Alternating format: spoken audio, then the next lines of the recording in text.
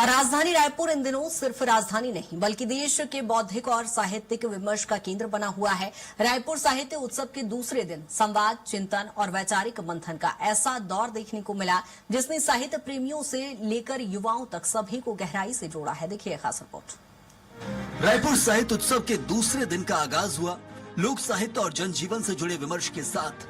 लाला जगदलपुरी मंडप में आयोजित परिचर्चा में छत्तीसगढ़ के लोक गीतों की समृद्ध परंपरा पर चर्चा हुई। वक्ताओं ने कहा कि लोक साहित्य जनता की भावनाओं और अनुभूतियों से उपजाए ऐसा साहित्य है जो समय के साथ और अधिक प्रासंगिक होता जाता है। उत्सव के प्रमुख सत्रों में राष्ट्र सेवा के 100 साल विषय पर प्रख्यात विचारक मुकुल कानितकर ने राष्ट्रीय स्वयंसेवक संघ की 100 वर्षों की वैचारिक और सामाजिक यात्रा पर विस्तार से चर्चा की। उन्होंने राष्ट्र निर्माण में वैचारिक प्रतिबद्धता और समाज सेवा की भूमिका को रेखांकित किया। भारत का बौद्धिक विमर्श सत्र उत्सव का वैचारिक केंद्र बनकर उभरा। मुख्य वक्ता राम माधव ने कहा कि किसी भी जीवंत राष्ट्र के लिए बौद्धिक विमर्श उसकी प्राणवायु होता है। उन्होंने भारतीय ज्ञान परंपरा को आधुनिक विज्ञान और वैश्विक राजनीति से जोड़ते हुए युवाओं को सोचने की नई दिशा दी। नई पीढ़ी की फिल्मी दुनिया परिचर्चा में कलाकारों ने डिजिटल युग में कहानी की ताकत पर जोर दिया। वक्ताओं का कहना था कि भविष्य का सिनेमा वही होगा जो समाज से जुड़ा होगा और संवेदनशील होगा।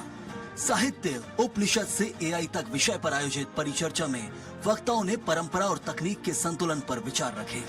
चर्चा का निष्कर्ष यही रहा कि तकनीक तभी सार्थक है जब वह मानवीय मूल्यों से जुड़ी हुई हो।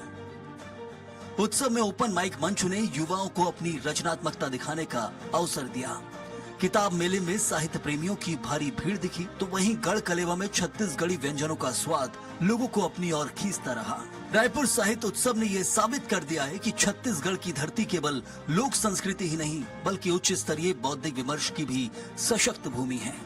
विचार, संवाद और रचनात्मकता का ये उत्सव आने वाले समय में एक नई वैचारिक संस्कृति की नींव रखता दिखाई दे रहा है। Bureau report, Swaraj express, Chhattisgarh.